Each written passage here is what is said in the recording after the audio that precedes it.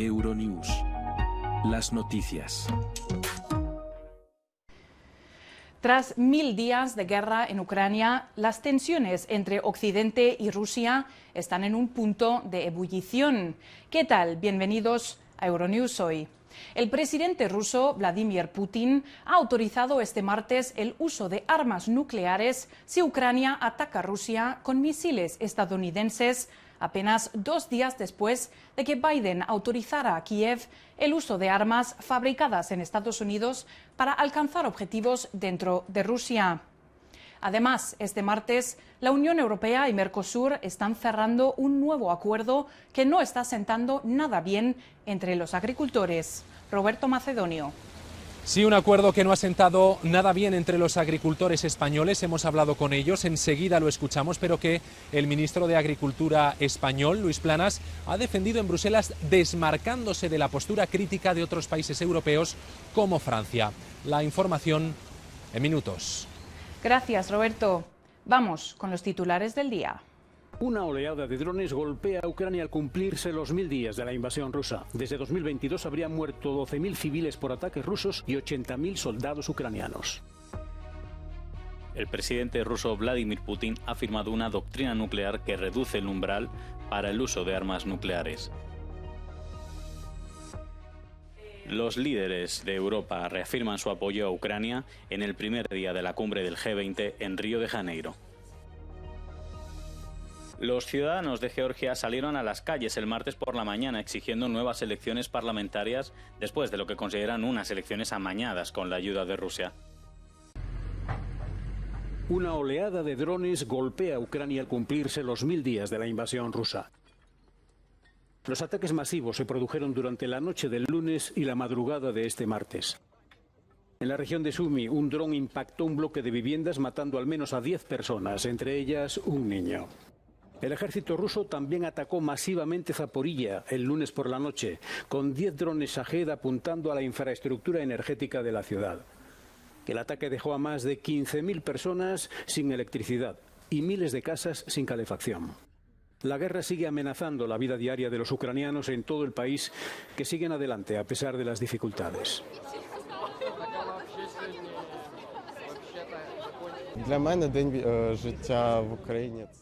Para mí, un día en Ucrania significa ataques aéreos y alarmas. Suenan todos los días.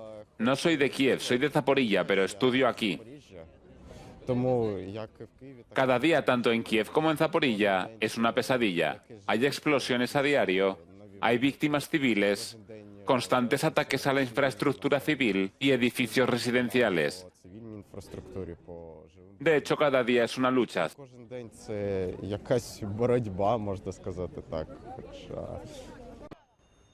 Varias ciudades celebraron homenajes a las víctimas fallecidas en los 1000 días de guerra. Desde 2022 se ha informado de la muerte de alrededor de 12.000 civiles. Según UNICEF, al menos 2.406 eran niños. Los soldados ucranianos muertos por Rusia se cifran en 80.000. El presidente ruso Vladimir Putin ha firmado una doctrina nuclear que reduce el umbral para el uso de armas nucleares. El documento declara que en un ataque convencional contra Rusia por parte de cualquier nación que cuente con el apoyo de una potencia nuclear, se considerará un ataque conjunto contra su país. La noticia sigue a la decisión del presidente estadounidense Joe Biden de permitir que Ucrania ataque objetivos dentro de Rusia con misiles de mayor alcance suministrados por Estados Unidos. El respaldo de Putin a la nueva política de disuasión nuclear se produce 1000 días después de que Rusia iniciase la invasión de Ucrania en febrero de 2022. La firma de la doctrina, que dice que cualquier ataque aéreo masivo contra Rusia podría desencadenar una respuesta nuclear, refleja la disposición de Putin a amenazar con el uso del arsenal nuclear del país para obligar a Occidente a dar marcha atrás mientras Moscú presiona una lenta ofensiva en Ucrania.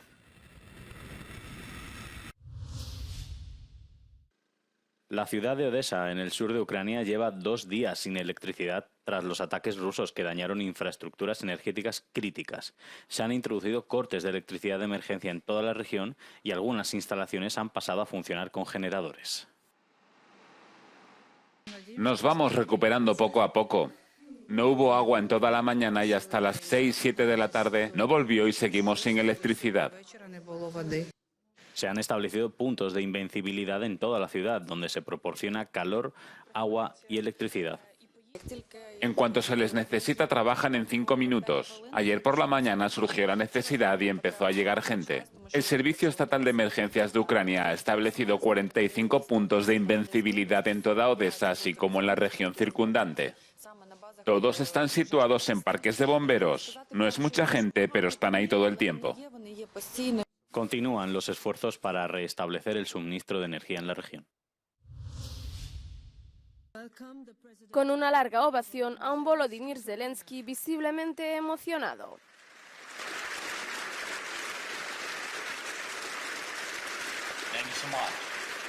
Así ha conmemorado el Parlamento Europeo los 1000 días de guerra en Ucrania. Y en su discurso, Zelensky ha apuntado una vez más a su enemigo. Ustedes saben muy bien que Putin no valora a las personas ni las reglas. Solo valora el dinero y el poder. Estas son las cosas que debemos quitarle para restaurar la paz. La presidenta de la Eurocámara, Roberta Metsola, ha insistido en su apoyo a Ucrania en unos meses en los que todo puede cambiar. Hoy enviamos un mensaje claro y sencillo. Estamos con Ucrania hasta la libertad, hasta la paz real. Zelensky ha pedido a la Unión Europea presionar más a Rusia antes de que las condiciones para su país empeoren. En una declaración al final del primer día de la cumbre del G20 en Brasil, el primer ministro del Reino Unido, Keir Starmer, prometió que su país duplicaría el apoyo a Kiev días después de que Ucrania cumpliese 1000 días de la invasión a gran escala de Rusia. Son 1000 días de agresión de Rusia y 1000 días de sacrificio de Ucrania. Tenemos que redoblar la apuesta. Tenemos que asegurarnos de que Ucrania tenga lo necesario el tiempo que lo necesite, porque no podemos permitir que Putin gane esta guerra. El presidente Emmanuel Macron reflejó el sentimiento de Starmer y dijo que es deber de Francia ayudar a Ucrania a proteger su territorio. Añadió además que no se debe subestimar el cambio en el conflicto provocado por la participación de las tropas norcoreanas. La única potencia que está escalando este conflicto hoy es Rusia, involucrando a Corea del Norte, que se sabe que es una potencia muy agresiva, comprometida en un programa nuclear con misiles de largo alcance. Y este ha sido el punto de inflexión que ha llevado a los estadounidenses a esta elección.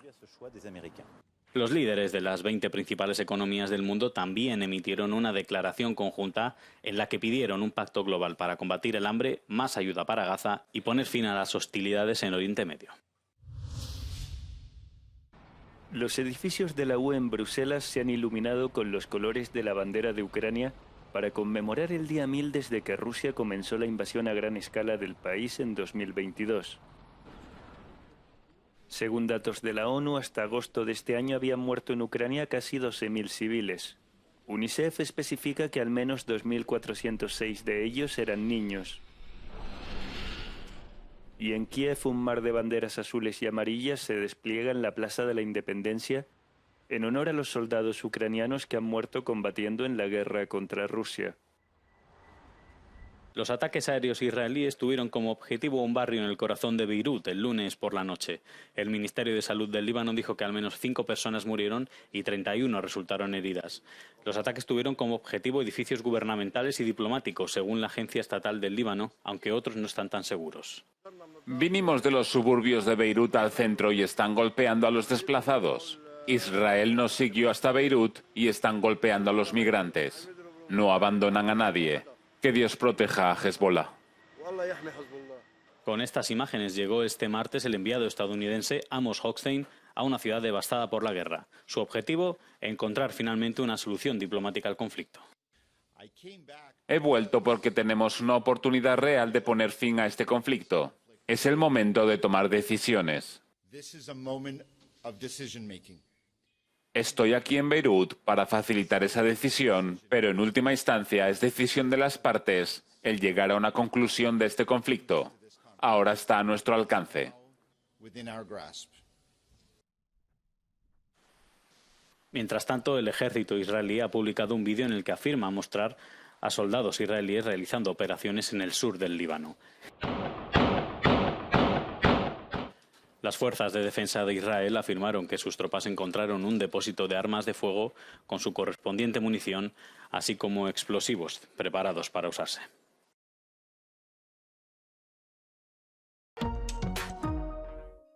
En este punto del informativo volvemos al centro de Madrid porque, como les hemos avanzado, los agricultores españoles y del resto de la Unión Europea están criticando duramente el acuerdo entre Bruselas y Mercosur.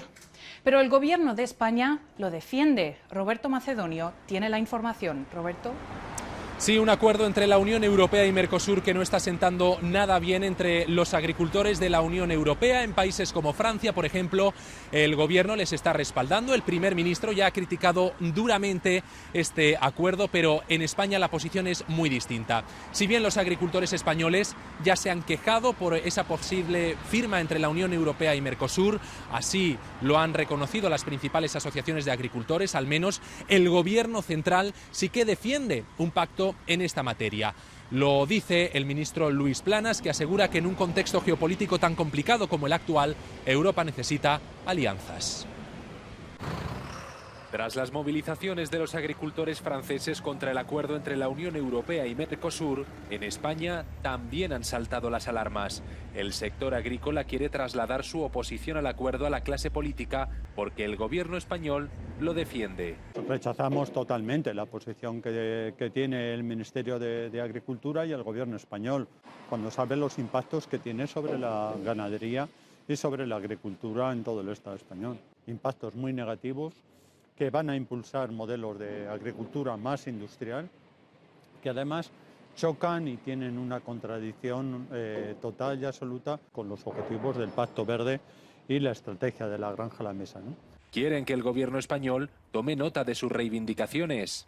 El Ministerio de Agricultura no ha convocado nunca una reunión específica con el sector agrario para hablar de Mercosur.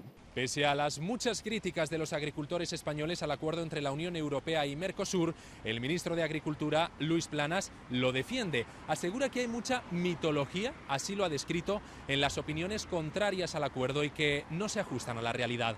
Además, deja la siguiente pregunta en el aire. Escuchen.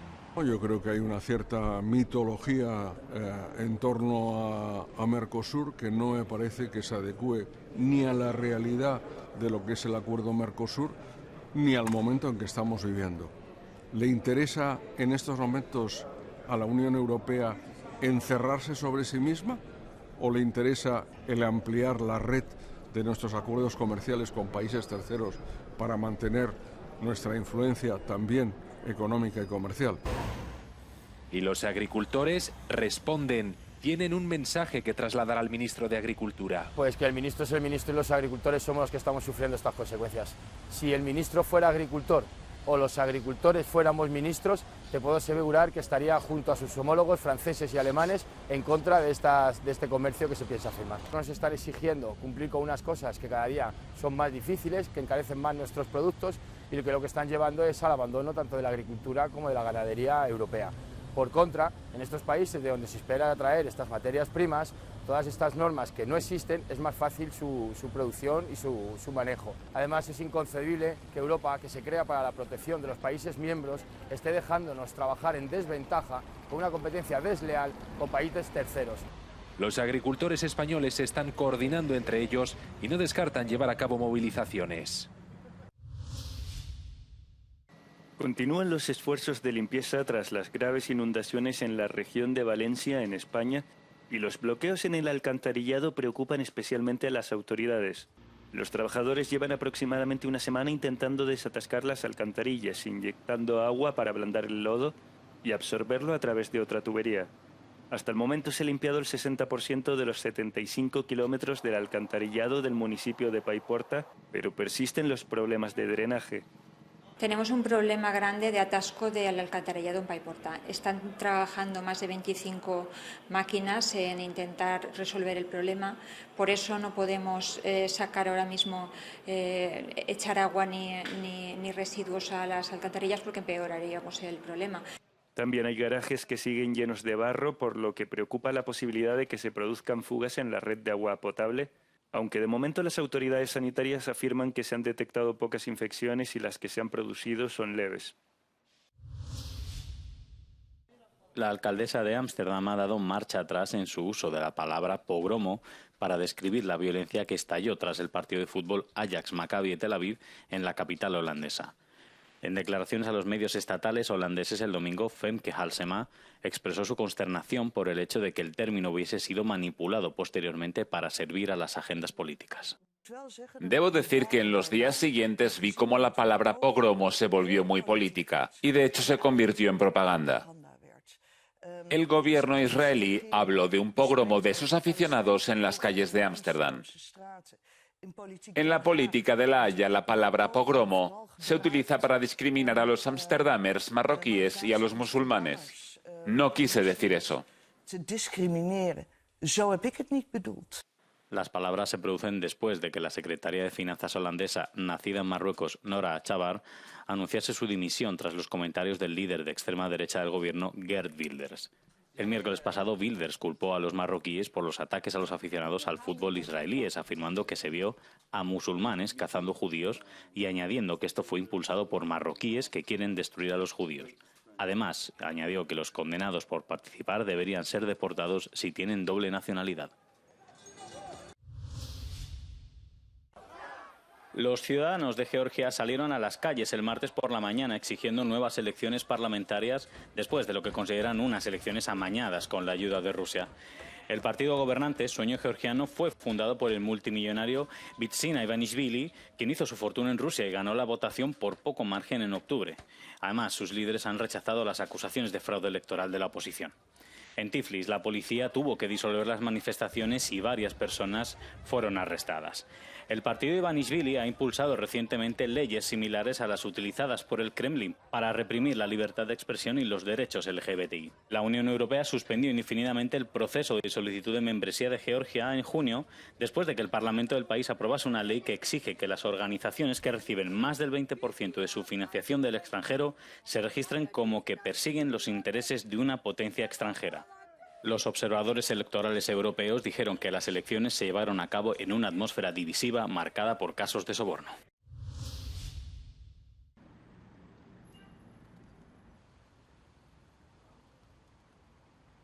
Moldavia prosigue su difícil andadura hacia la Unión Europea. El país está profundamente polarizado entre las opiniones proeuropeas y prorrusas. Tras el referéndum del 20 de octubre, en el que el sí a la adhesión a la UE ganó por un estrecho margen, el referéndum, sin embargo, quedó empañado por las denuncias de injerencia rusa y fraude electoral masivo. En Bruselas, el ministro de Exteriores de Moldavia, Mikhail Popsoy, busca estrategias para aumentar la popularidad de la UE en el país. Muchos moldavos habrían querido estar en la misma posición que nuestros hermanos de Rumanía o como nuestros buenos amigos de los países bálticos. Y la propaganda rusa es muy útil para alimentar esta narrativa de que los moldavos nunca formarán parte de la Unión Europea. Pero tenemos que trabajar para combatir esa narrativa y demostrar que ya somos un país candidato y que ya estamos avanzando en nuestro camino europeo. En marzo de 2022, tras la invasión rusa de Ucrania, Moldavia presentó su solicitud de adhesión a la UE. Desde entonces, Moldavia acoge a unos 120.000 refugiados ucranianos. El país, uno de los más pobres de Europa, confía en ingresar en la Unión Europea en 2030. Nadie conforme al derecho internacional puede reconocer lo que Rusia afirma ahora que es su territorio porque no lo es. Es territorio de Ucrania y veremos cómo evolucionan las cosas. Pero también nos sentimos alentados por el apoyo que recibimos de nuestros amigos de Kiev cuando se produzca esa discusión. Además, esperamos que la cuestión de Transnistria sea parte de la solución. Las tropas rusas y municiones en Moldavia tienen que salir del país. Y en el contexto de este acuerdo, eso también debería estar en la agenda.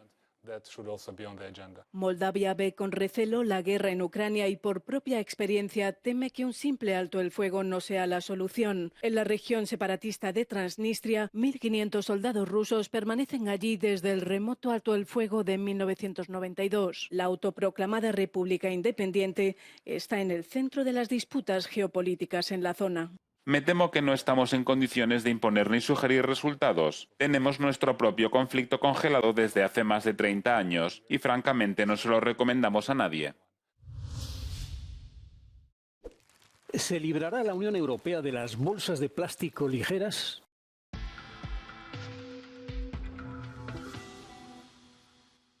Bolsas de plástico ligeras son aquellas que tienen un grosor inferior a 50 micras y que se utilizan normalmente para llevar alimentos en las grandes superficies.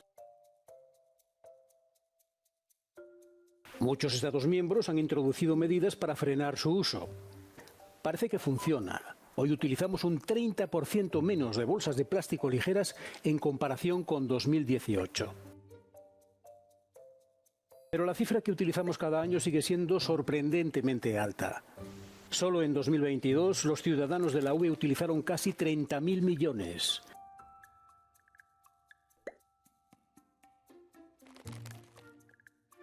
Lituania registró el mayor consumo per cápita, 249, seguida de Letonia y la República Checa.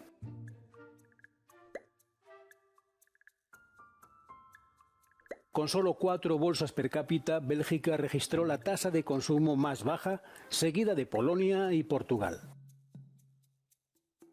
Las bolsas de plástico ligeras son devastadoras para el medio ambiente. No solo pueden tardar siglos en descomponerse, sino que también se descomponen en microplásticos que terminan en la cadena alimentaria humana y animal.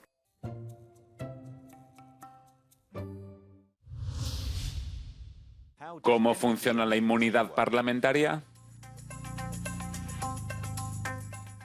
Algunos diputados del Parlamento Europeo han sido objeto de un creciente escrutinio en los últimos 2 años por una serie de presuntas malas conductas. Esto ha supuesto la apertura de numerosos procedimientos judiciales contra ellos, pero las autoridades investigadoras deben superar primero el obstáculo de la inmunidad parlamentaria. Gracias a su inmunidad, los eurodiputados no pueden ser objeto de ningún tipo de investigación, detención o procedimiento legal por sus opiniones o votos emitidos como eurodiputados. Funciona en su propio Estado miembro de forma similar a la inmunidad que se concede a los parlamentarios nacionales y en otros Estados miembros de la Unión Europea. Pero un eurodiputado no puede invocar la inmunidad cuando es sorprendido cometiendo un delito.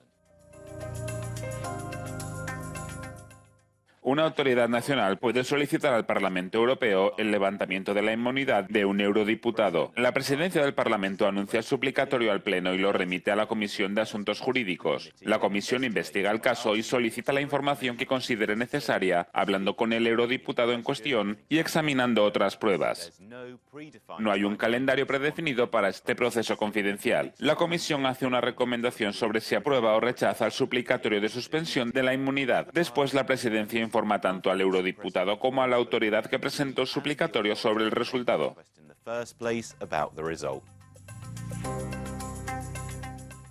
Aunque se suspenda la inmunidad de un eurodiputado, este conserva su escaño. El Parlamento Europeo subraya que el levantamiento de la inmunidad no constituye un veredicto de culpabilidad, sino que permite a las autoridades nacionales seguir adelante con el procedimiento judicial. Si el eurodiputado es condenado, corresponde a su Estado miembro decidir si se anula su mandato. Para más información, visite es.euronews.com.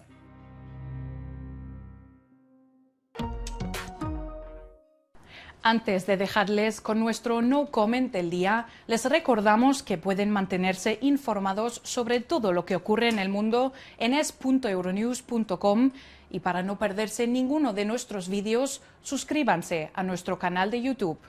Que tengan un feliz martes. Hasta mañana.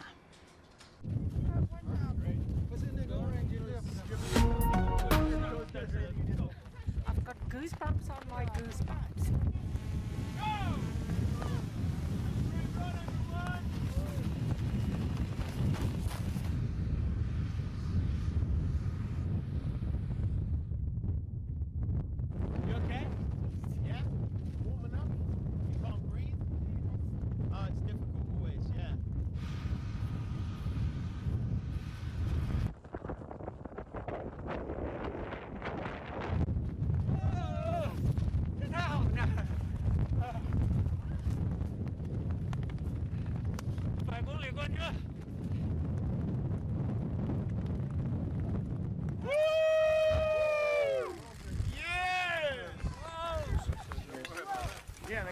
again.